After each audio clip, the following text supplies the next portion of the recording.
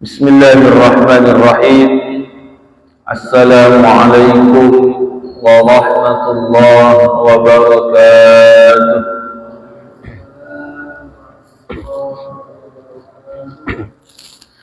Alhamdulillahilladzi qad akhraja nataijal fikri li arbadil hijab وحط عنهم من سماع العقل كل حجاب من سحاب الجهل حتى بدت لهم شموس المعرفة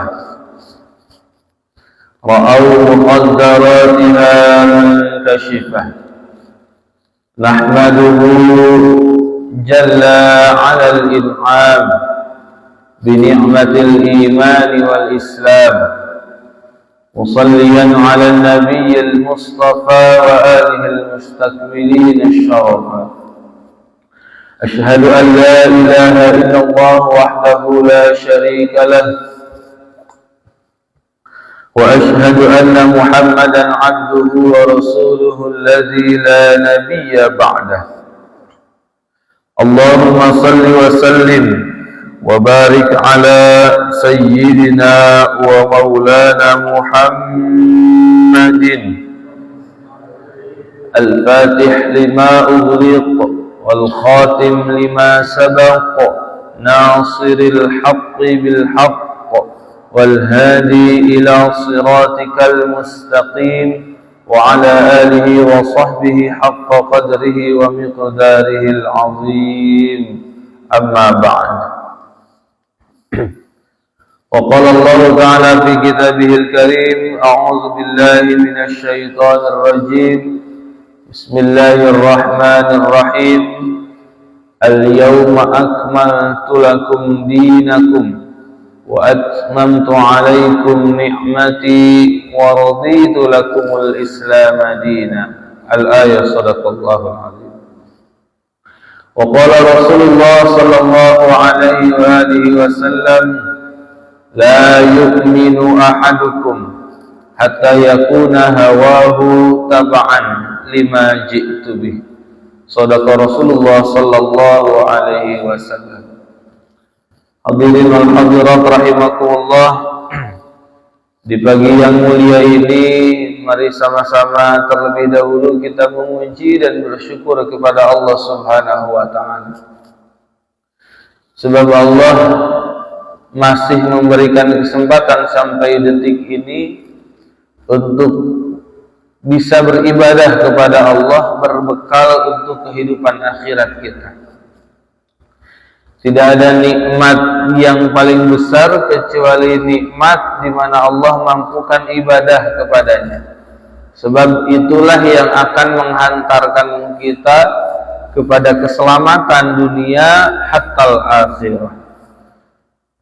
Maka memuji dan bersyukur kepada Allah yang harus tumbuh dari hati yang paling dalam, sehingga Allah tambahkan nikmat itu kepada kita semua. Salawat dan salam mari kita sampaikan kepada penghulu alam habibana wa nabiyyana wa maulana sayyidina Muhammad sallallahu alaihi wasallam. Tak lupa kepada segenap keluarganya, para sahabatnya, para tabi'in, atba'ut tabi'in, para ulama yang Allah hadirkan di setiap zamannya untuk membimbing kita. Juga mudah-mudahan Allah sampaikan pula salawat dan salam kepada kita semua, sehingga kita berhak mendapatkan syafaatul uzma di yaumil qiyamah dari kanjeng Rasul Nabi Muhammad sallallahu alaihi wasallam. Mudah-mudahan kita masuk surga bertemu dengan baginda Rasul Nabi Muhammad sallallahu alaihi wasallam. Amin Allahumma. Hadirin wal hadirat rahimakumullah. Ibadah yang kita lakukan sampai dengan detik ini masih terus berganti rasanya. Kadang ada rasa pahit, kadang ada rasa manis dalam menjalankan ibadah.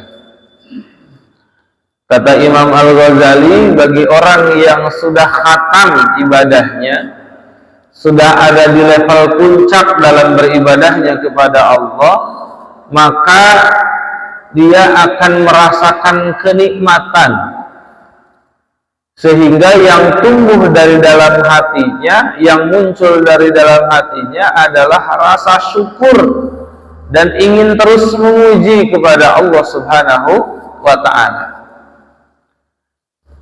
Ingin terus memuji kepada Allah dan terus bersyukur kepada Allah Subhanahu wa ta'ala. Itulah perasaan batin yang akan hadir bagi orang yang ibadahnya sudah pada level puncak. Jadi umpama kita ibadah tapi belum merasakan kenikmatan dan belum bisa bersyukur dengan ibadah yang kita lakukan, belum bisa memuji dengan istiqomah kepada Allah Subhanahu wa ta'ala, maka menandakan ibadah kita belum khatam, belum sampai pada level puncak. Sebab orang yang sudah sampai pada level puncak dalam ibadahnya, dia akan sampai pada level memuji dan bersyukur kepada Allah. Jadi waktu yang dimiliki itu tidak akan keluar dari memuji dan bersyukur kepada Allah, apapun kondisinya. Kalau kita sering memuji dan bersyukur kepada Allah itu dalam kondisi yang manis saja, dalam kondisi sehat atau dalam kondisi diberikan rezeki yang berlebih, baru kita bersyukur dan memuji kepada Allah. Tapi giliran diberikan sakit atau kesulitan secara ekonomi, syukur itu kadang-kadang hilang.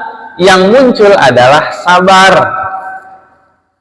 Itu baru tataran awam ibadah kita kalau masih dalam level seperti itu. Jadi umpama diberikan nikmat kita bersyukur, nikmat itu dicabut kita bersabar, diberikan musibah kita bersabar. Kalau masih dalam tataran itu berarti level ibadah kita masih dalam level ibadah awam.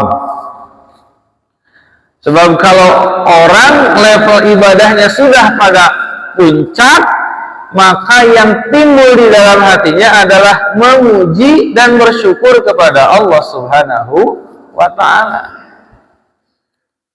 Kenapa memuji dan bersyukur kepada Allah Subhanahu wa ta'ala dalam kondisi terjepit sekalipun?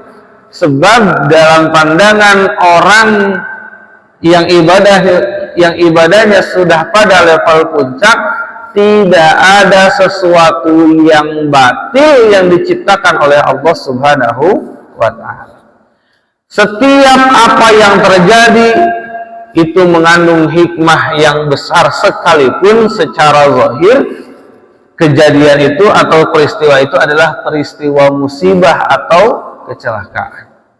Tapi di balik itu semua ada hikmah yang besar. Maka contohnya dari Nabi Ayub alaihissalam, Bapak Ibu sekalian, menunjukkan bahwa makom penghambaan Nabi Ayub itu sudah pada level puncak, sehingga yang keluar dari lisannya itu memuji dan bersyukur terus kepada Allah Subhanahu wa ta'ala. Nabi Ayub itu sosok Nabi yang diuji dengan sakit, dengan kemiskinan. Awalnya disehatkan, dikayakan oleh Allah Subhanahu wa ta'ala. Tapi dikayakan, disehatkannya Nabi Ayub tidak menggelincirkan hatinya, dia tetap memuji dan bersyukur kepada Allah Subhanahu wa ta'ala. Satu waktu Allah ingin menguji kepada Nabi Ayub alaihissalam. Diuji terlebih dahulu Nabi Ayub dengan dimiskinkan. Asalnya kaya, dimiskinkan Nabi Ayub alaihissalam. Begitu Nabi Ayub dimiskinkan, yang keluar dari lisannya bukan inna lillahi, tapi justru keluar dari lisan Nabi Ayub kalimat hamdalah, memuji, menunjukkan syukurnya kepada Allah Subhanahu wa ta'ala. Begitu keluar, begitu ditimpa oleh kemiskinan, keluar dari lisan Nabi Ayub alaihissalam, alhamdulillah. Kalau kita sudah bisa seperti itu atau belum? Jangankan ditimpa kemiskinan, baru hilang uang beberapa rupiah saja, jarang diantara kita mengucapkan kalimat alhamdulillah. Yang ada bagaimana? Inna ilahi. Itu pun kalau ingat, kalau tidak ingat malah yang terjadi marah-marah, gelisah dan lain sebagainya. Nabi Ayub alaihissalam asalnya dikayakan oleh Allah, satu waktu Allah miskinkan. Ternyata yang keluar dari lisan beliau adalah kalimat alhamdulillah. Tidak berhenti di situ, Pak. Nabi Ayub alaihissalam diuji lagi oleh Allah Subhanahu wa taala dengan sakit. Bahkan dalam beberapa kisah disebutkan sakitnya Nabi Ayub itu sampai tidak ada obatnya. Sakitnya Nabi Ayub itu mengakibatkan beliau diasingkan dari masyarakatnya, bayangkan. Sampai diusir dari masyarakatnya karena penyakit yang diderita oleh beliau. Berarti penyakitnya parah atau penyakit yang biasa-biasa saja. Nah, kalau dulu mungkin waktu zaman COVID, ada COVID batuk sedikit itu langsung diisolasi ya Pak. Ini bukan sekedar COVID.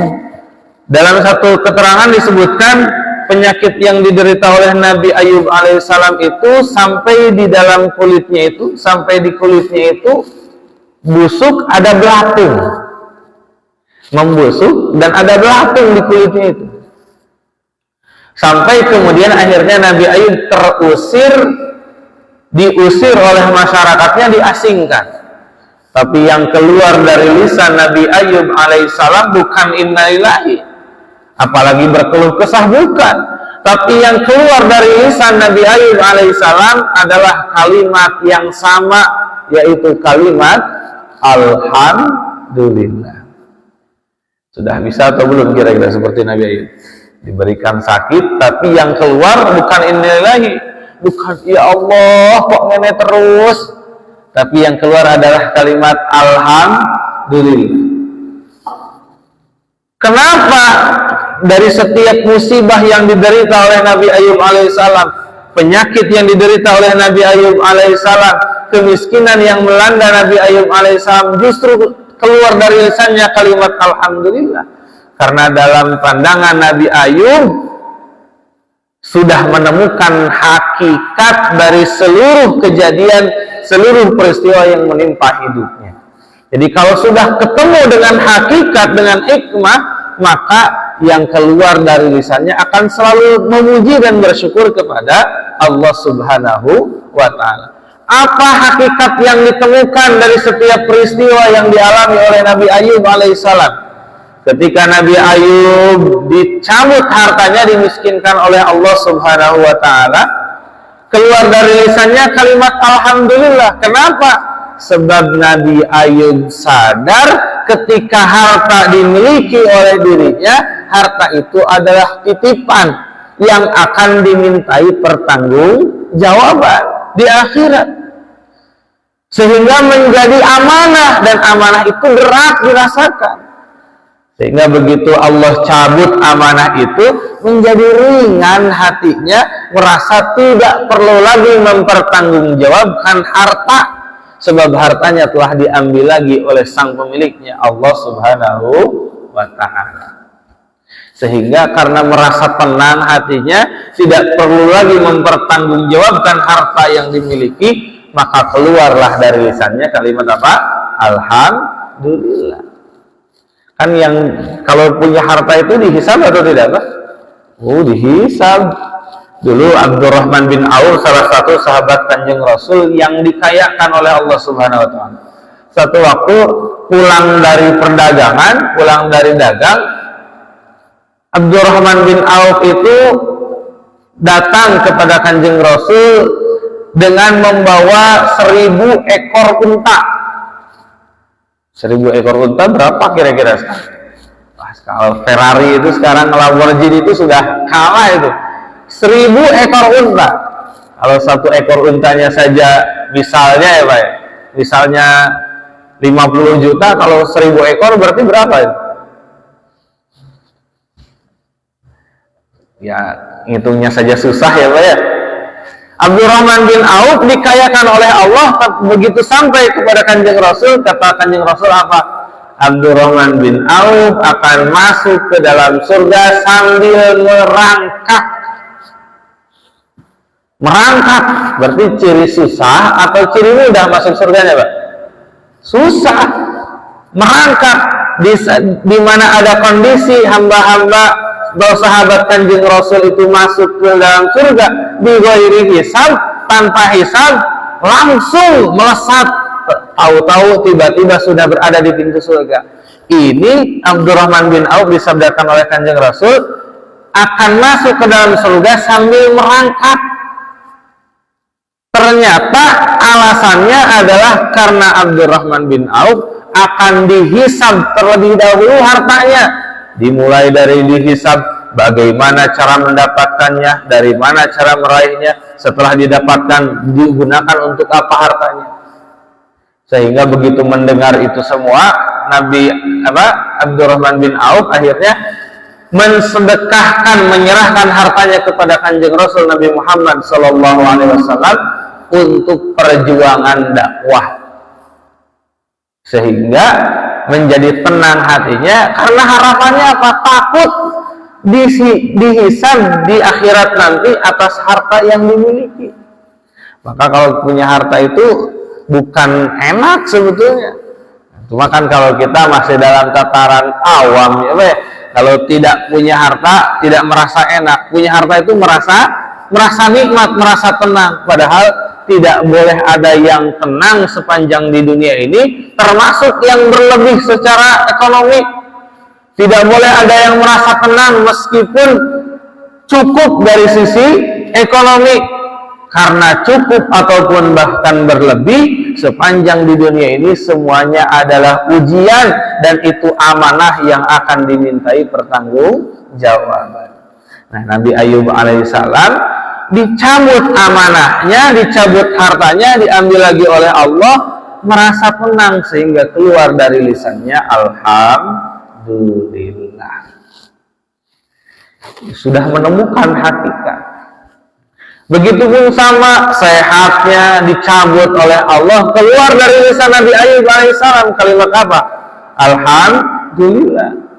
Kenapa keluar dari lisan beliau kalimat alhamdulillah? Alhamdulillah itu menunjukkan rasa syukur kepada Allah, memuji kepada Allah.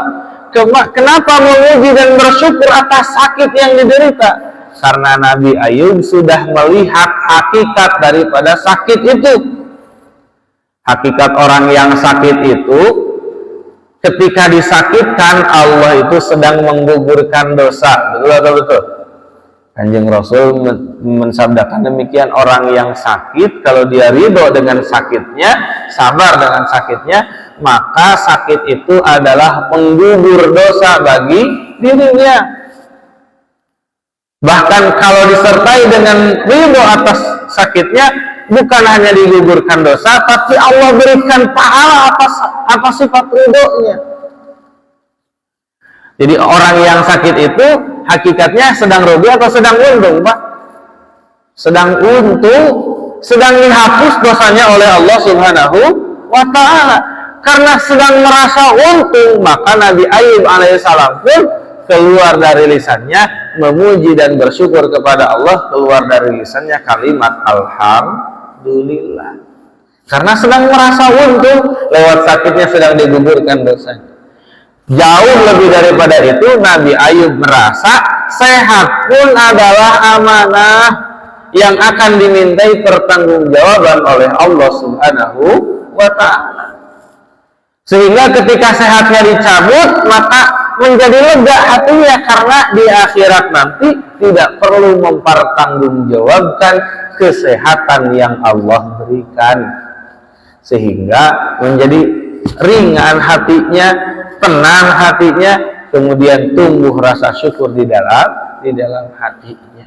Itu yang muncul dalam perasaan orang yang ibadahnya sudah pada level puncak. Jadi apapun kondisinya akan terus bersyukur kepada Allah Subhanahu wa ta'ala. Sekalipun diberikan musibah, bisa menangkap hikmah di balik musibah, sehingga ketika tertangkap hikmah di balik musibah, yang keluar dari lisannya adalah memuji dan bersyukur kepada Allah Subhanahu wa ta'ala.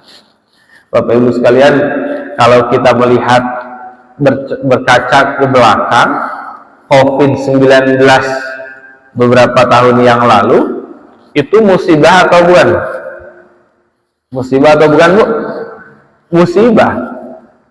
Tapi bagi orang yang dibukakan hakikat, musibah itu tidak dianggap sebagai musibah, justru menjadi rasa syukur yang dipanjatkan kepada Allah Subhanahu wa ta'ala. Bayangkan kemarin dalam beberapa penelitian, setelah ada COVID-19, UMKM, pedagang-pedagang kecil itu meningkat kesejahteraannya karena UMKM melaku keras. Yang tadinya tidak punya usaha sekarang tiba-tiba punya usaha. Jadi banyak hikmah dari COVID-19. Bagi orang yang menangkap hakikat itu, akan timbul di dalam hatinya rasa syukur. Apapun kejadian, termasuk musibah apapun yang Allah takdirkan di alam dunia ini, kalau sudah mendapatkan hikmah dari apa yang ada di balik musibah itu, maka dia akan memuji dan bersyukur kepada Allah. Tidak akan melihat kebatilan sedikit pun dari apa yang ditakdirkan oleh Allah Subhanahu wa ta'ala. Karena di dalam pikiran dan hatinya yakin bahwa Allah itu adalah Sang Maha Sempurna yang sudah merencanakan yang terbaik, sehingga tidak ada satupun peristiwa di alam dunia ini yang batil, yang jelek, yang buruk dalam rencana Allah Subhanahu wa ta'ala. Semuanya mengandung kebaikan dan kebaikan. Hanya kadang-kadang kita yang melihat zahirnya saja buruk, tidak melihat ternyata isinya atau hakikatnya adalah kebaikan. Maka Bapak Ibu sekalian, kalau ingin sampai pada makom ini, apapun yang ditakdirkan Allah, kita menangkap kebaikan dari apa yang ditakdirkan, sekalipun takdirnya adalah musibah atau bencana, maka rumus yang disampaikan oleh guru kami adalah harus banyak bertafakur, kuat bertafakur dan kuat berzikir. Kuat berzikir dan kuat bertafakur. Dalam satu ayat Allah Subhanahu wa ta'ala dawuh, A'udzubillahi minasyaitonir rajim. Bismillahirrahmanirrahim. Inna fi khalqis samawati wal ard wa ikhtilafil laili wan nahar la ayatin li ulil albab alladzina yadhkuruna Allaha qiyaman wa qu'udan wa 'ala junubihim wa yatafakkaruna fi khalqis samawati wal ard Rabbana ma khalaqta hadza batila subhanaka faqina 'adzaban nar. Ayat ini Allah menunjukkan, di akhir ayat ini ada kalimat Rabbana ma khalaqta hadza batila subhanaka faqina adzabannar. Rabbana, ya Allah Tuhan kami, ma khalaqta, tidaklah engkau menciptakan di alam dunia ini batila, yang batil. Tidak ada yang engkau ciptakan yang sia-sia, tidak ada yang Allah takdirkan yang sia-sia di alam dunia ini. Subhanaka faqina adzabannar. Maha suci engkau, peliharalah kami dari siksa api neraka. Kalimat di ujungnya adalah Rabbana ma khalaqta hadza batila. Tidak ada yang sia-sia, tidak ada yang batil, tidak ada yang jelek, buat enten sing elek dari penciptaan Allah Subhanahu wa ta'ala, dari takdir yang Allah tetapkan di alam dunia ini. Kalau tidak ada yang jelek, berarti semuanya baik, semuanya bagus dalam pandangan Allah. Sehingga kalau memandang semuanya baik, yang akan timbul adalah memuji kepada Allah. bersyukur kepada Allah.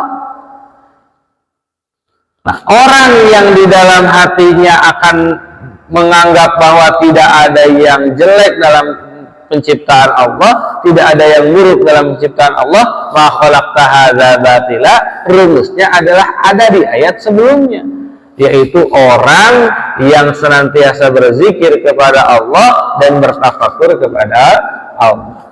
Jadi lewat ayat ini Allah mau memberikan pesan, Bapak Ibu sekalian. Kalau kita ingin melihat atau menangkap hakikat dari seluruh kehidupan ini, meskipun yang lahiriahnya buruk, tapi kalau kita ingin menangkap hikmah dari itu semua, maka rajin-rajinlah, perkuatlah zikir dan tafakur. Zikir dan tafakur yang akan membuat kita semakin bisa menangkap hakikat dari setiap kehidupan, termasuk yang lahiriahnya adalah musibah. Kalau kita rajin zikirnya, rajin tafakurnya, begitu ditimpa musibah oleh Allah Subhanahu wa taala, yang keluar dari lisan itu, ma rabbana ma khalaqta hadza batila. Ya Allah, tidak ada yang sia-sia, tidak ada yang batil dari penciptaan. Diberikan sakit, rabbana ma khalaqta hadza batila. Ya Allah, tidak ada yang salah dalam sakit yang Engkau berikan. Diberikan kesulitan secara ekonomi, rabbana ma khalaqta hadza batila. Ya Allah, tidak ada yang salah dari kesulitan ekonomi yang Engkau timpakan. Diberikan bencana, yang akan keluar, rabbana ma khalaqta hadza batila. Ya Allah, tidak ada yang salah dalam bencana yang Engkau takdirkan. Orang-orang ini adalah orang-orang yang kuat di dalam zikir, di dalam bertafakur kepada Allah Subhanahu wa ta'ala. Maka kalau kita ingin sampai pada makom itu, Bapak Ibu sekalian, harus kuat zikirnya, harus kuat tafakurnya. Kapan saja zikirnya? Kalau dalam ayat ini menunjukkan alladzina yadhkurunallaha qiyaman wa qu'udan wa 'ala junubihim, berzikir kepada Allah qiyaman, dalam kondisi berdiri, wa qu'udan, dalam kondisi duduk, wa 'ala junubihim, atau dalam kondisi berbaring. Para ulama ahli tafsir menafsirkan ayat ini, yang dimaksud adalah zikrullah fi kulli awqat wal amakin, zikir kepada Allah dengan hati di setiap waktu dan tempat. Karena kalau dipikir-pikir itu tidak ada kondisi yang lepas dari tiga tadi, Pak. Duduk, berdiri, duduk, dan berbaring. Kita itu sepanjang berada di dunia ini tidak akan lepas dari posisi itu. Kalau kita tidak duduk, tidak berbaring, berarti kita sedang berdiri. Tidak berdiri, tidak duduk, pasti kita dalam kondisi berbaring. Tidak berdiri, tidak berbaring, pasti kita dalam kondisi duduk. Ini kita sedang dalam kondisi duduk, tidak berbaring, tidak berdiri. Jadi kita tidak akan pernah lepas dari tiga kondisi itu. Berdiri, kalau tidak berdiri, duduk, kalau tidak duduk, berbaring. Menunjukkan kapanpun, dimanapun, kita harus berzikir kepada Allah Subhanahu wa ta'ala. Hati kita harus terus nyambung kepada siapa? Kepada Allah Subhanahu wa ta'ala. Kalau kita sudah nyambung kepada Allah, bukan hanya menyebut asma'nya, bukan hanya menyebut nama Allahnya, tapi merasakan dengan hati sifat dan asma Allah Subhanahu wa ta'ala. Di dalam hati itu selalu zikir kepada Allah, ingat kepada Allah, ingat juga terhadap sifatnya, ingat juga terhadap nama-namanya yang mulia. Itu yang harus kuat di dalam hati kita.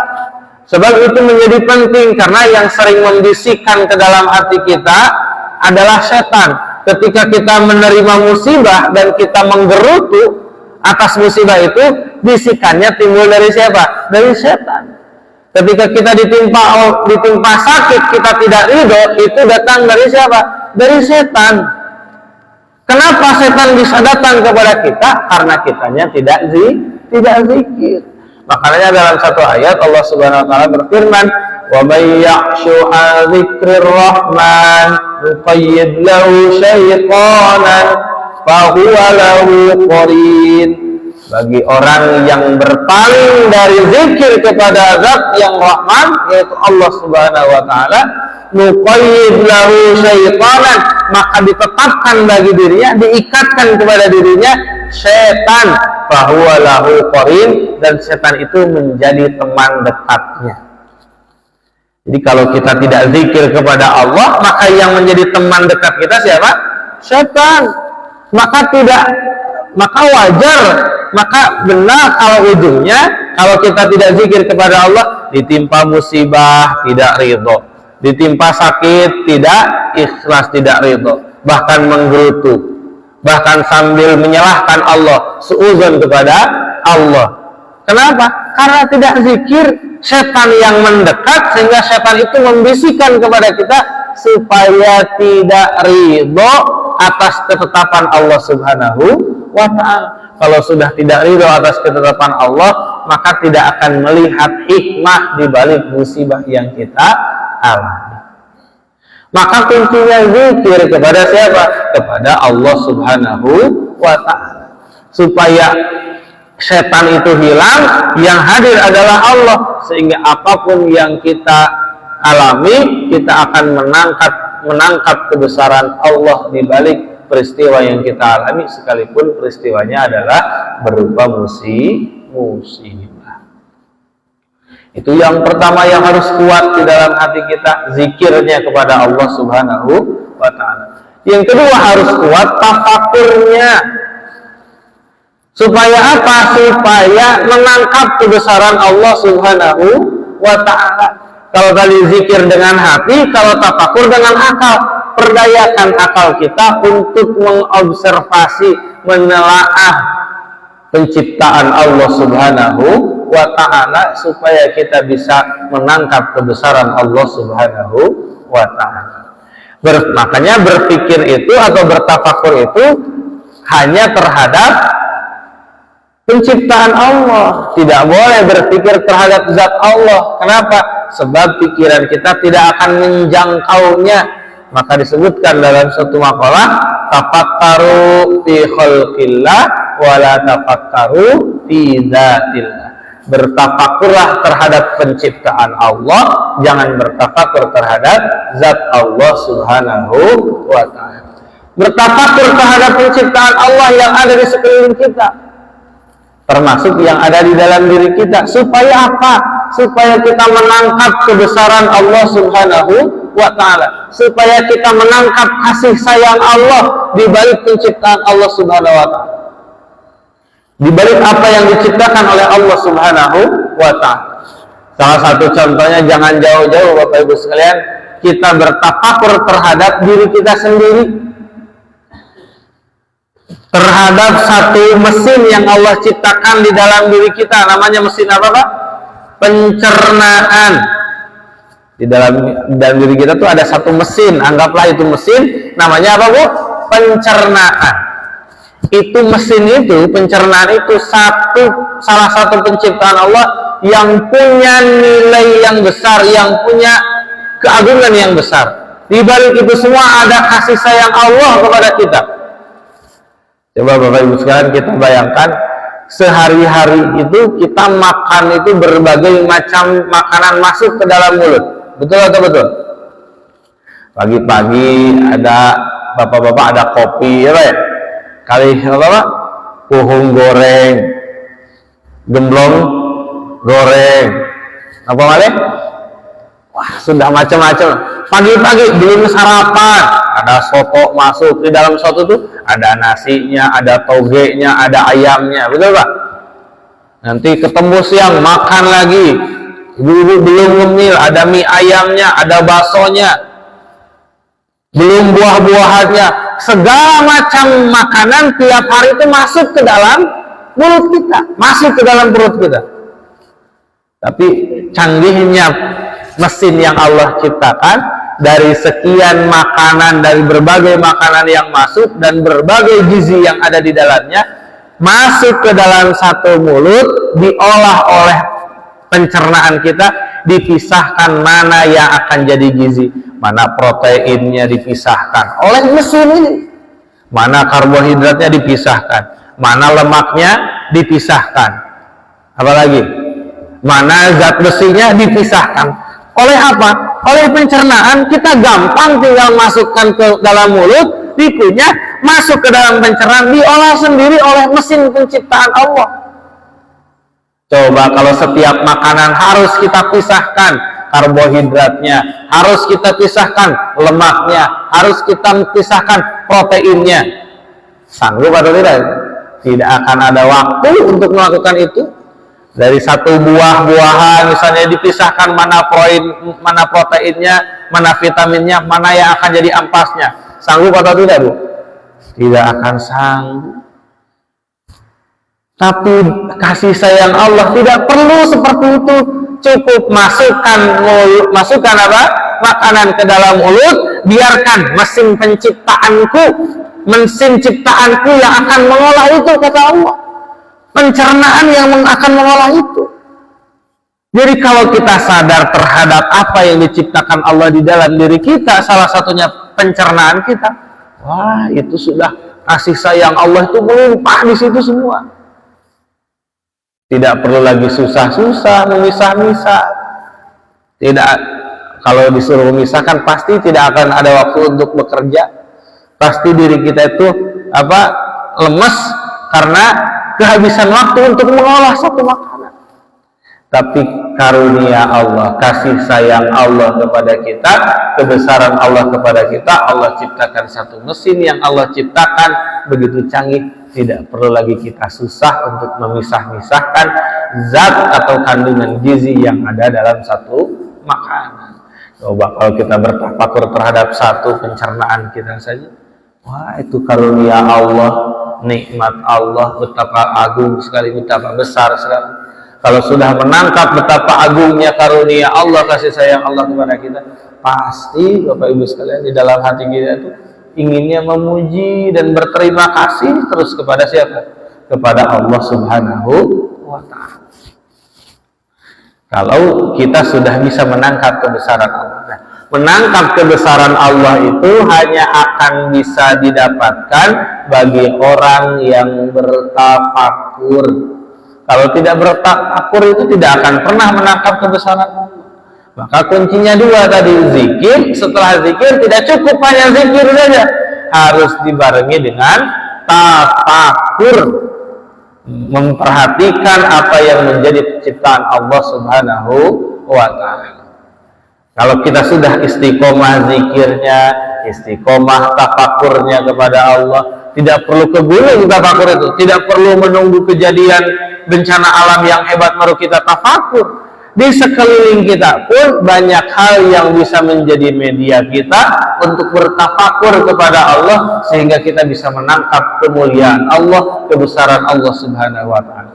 Kalau sudah istiqomah zikirnya, istiqomah tafakurnya, maka ujungnya adalah Rabbana ma khalaqta hadza batila. Tidak ada yang sia-sia ya Allah, tidak ada yang jelek yang Kau ciptakan ya Allah, tidak ada sedikit pun keburukan dari penciptaanmu ya Allah, sehingga yang akan tumbuh adalah kalimat alhamdulillah. Kalau sudah alhamdulillah itu berarti sudah menunjukkan rasa nikmat dalam menjalankan ibadah kepada Allah Subhanahu wa Ta'ala. Nah, maka supaya kita sampai pada titik nikmat ini, Bapak Ibu sekalian, berarti kuncinya tadi banyak berzikir kepada Allah, banyak bertafakur atas penciptaan Allah Subhanahu wa Ta'ala. Insyaallah lewat zikir yang istiqomah, tafakur yang kuat, insya Allah akan menumbuhkan rasa syukur di dalam hati kita, sehingga itulah bentuk kenikmatan buah dari ibadah kita kepada Allah Subhanahu wa Ta'ala. Mudah-mudahan Allah berikan kenikmatan kita dalam ibadah, sehingga ibadah kita menjadi istiqomah, ibadah kita bukan lagi ibadah sabar, tapi naik level menjadi ibadah syukur. Dan yang terakhir Bapak Ibu sekalian, kalau dalam satu hadis baginda Rasul Shallallahu Alaihi Wasallam pernah bersabda bahwa orang-orang soleh itu atau para nabi, para wali-wali Allah itu di alam kuburnya sholat kepada Allah Subhanahu Wa Taala. Tapi sholatnya bukan karena perintah, tapi karena rasa syukur. Sehingga rasa syukur karena nikmat menjalankan ibadah itu terbawa sampai alam kubur, sehingga yang berada di alam kubur pun para nabi, para wali-wali Allah itu senantiasa sholat bermunajat kepada Allah karena merasa bahagia dengan sholat dan munajatnya. Maka itulah yang kita harapkan. Kita berharap di balik sholat kita, di balik ibadah kita yang lain, kita merasakan kenikmatan, sehingga yang tumbuh dari dalam hati kita apapun kondisinya adalah syukur dan memuji kepada Allah Subhanahu wa Ta'ala. Hadirin rahimakumullah, itu saja yang bisa disampaikan pada kesempatan hari ini. Mudah-mudahan besar manfaatnya untuk kita semua. Mari kita sama-sama akhiri dengan doa dan istighfar. Sebelum itu mari kita bermuhasabah terlebih dahulu. Kita menghitung-hitung dosa dan kesalahan kita di hadapan Allah Subhanahu wa Ta'ala. Kita tundukkan kepala kita pejamkan mata kita, khudu wa tadzallul di hadapan Allah, merendah serendah-rendahnya di hadapan Allah Subhanahu wa Ta'ala. Bapak Ibu yang dirahmati oleh Allah Subhanahu wa Ta'ala, banyak kesempatan yang telah kita lewatkan, banyak kesempatan yang kita gunakan bukan untuk taat kepada Allah, tapi justru untuk maksiat kepada Allah Subhanahu wa Ta'ala. Banyak takdir Allah Subhanahu wa Ta'ala yang ditimpakan kepada kita, yang lahiriahnya buruk, tetapi kita akhirnya bersuzon kepada Allah, berburuk sangka kepada Allah, bahkan tidak jarang kita berkeluh kesah atas keburukan yang Allah timpakan kepada kita. Bukankah itu adalah satu dosa? Karena Allah tidak pernah berbuat zalim sedikit pun kepada hamba. Ketika kita ditimpa keburukan pun Allah sedang menolong kita. Allah ingin memberikan hikmah kepada kita, tapi karena kotornya hati kita, seringkali hikmah itu kita tidak dapatkan. Karena kotornya hati kita, seringkali justru kita malah berburuk sangka kepada Allah Subhanahu wa Ta'ala. Maka Bapak Ibu sekalian, mari kita sama-sama bertobat kepada Allah. Kita mohon ampun kepada Allah. Allah yang tidak pernah lupa kepada kita memberikan nikmat, sekalipun kita sering lupa kepada Allah. Sekalipun kita sering bermaksiat kepada Allah, tapi Allah tidak pernah lupa memberikan karunia-Nya kepada kita. Betapa malunya kita kepada Allah, betapa malunya kalau kita datang kepada Allah membawa dosa dan dosa. Maka tidak ada waktu yang tepat kecuali detik ini kita minta ampun kepada Allah karena banyaknya dosa-dosa kita. Mari kita sama-sama lafalkan kalimat istighfar. Astaghfirullahaladzim wa atubu ilaih. Astaghfirullahaladzim wa atubu ilaih. Astaghfirullahaladzim wa atubu ilaih. Astaghfirullahaladzim. Allahumma salli wa sallim wa barik ala sayyidina wa habibina wa syafi'ina wa qaribina wa maulana Muhammad وسلم رضي الله تبارك وتعالى عن كل صحابة رسول الله أجمعين آمين يا الله يا رب العالمين. الحمد لله رب العالمين حمدا الشاكرين حمدا الناعمين حمدا نعمه ويكافي مزيدا. يا ربنا لك الحمد كما ينبغي لجلال وجهك الكريم وعظيم سلطانك. ربنا لا تجعلنا فتنة للذين كفروا واغفر لنا ربنا إنك أنت العزيز الحكيم. ربنا اغفر لنا ولإخواننا الذين سبقونا بالإيمان ولا تجعل في قلوبنا غلا للذين آمنوا واغفر لنا ربنا إنك رؤوف رحيم. اللهم اجعلنا هاديين المهديين غير الضالين ولا مضلين بر رحيم جواد كريم. اللهم افتح لنا ولدينا فتوح الأنبياء والأولياء والشهداء والصالحين بجودك وكرمك برحمتك يا أرحم الراحمين. اللهم طهر قلوبنا، اللهم نور قلوبنا بنور هدايتك كما نورت الأرض بنور شمسك أبدا أبدا برحمتك يا أرحم الراحمين. اللهم اختمنا بحسن الخاتمة ولا تختمنا يا الله إلا بحسن الخاتمة. ربنا هب لنا من أزواجنا وذرياتنا قرة أعين واجعلنا للمتقين إماما. ربنا آتنا في الدنيا حسنة وفي الآخرة حسنة وقنا عذاب النار. سبحان ربك رب العزة عما يصفون وسلام على المرسلين والحمد لله رب العالمين. نسألك الإجابة. الفاتحة. أعوذ بالله من الشيطان الرجيم. إياك نعبد وإياك نستعين اهدنا الصراط المستقيم صراط الذين أنعمت عليهم غير المغضوب عليهم ولا الضالين. Hadirin rahimakumullah, itu saja yang bisa disampaikan, mudah-mudahan besar manfaatnya. Yang benar datangnya dari Allah dan Rasulnya, adapun kesalahan itu murni dari kekhilafan dan kekurangan diri pribadi. Mudah-mudahan Allah mengampuni. Hasbunallah wa ni'mal wakil, ni'mal maula wa ni'mal nasir. Subhanakallahumma wa bihamdika asyhadu an la ilaha illa anta nastaghfiruka wa natubu ilaik. Akhirul kalam. Wassalamualaikum warahmatullahi wabarakatuh. Allah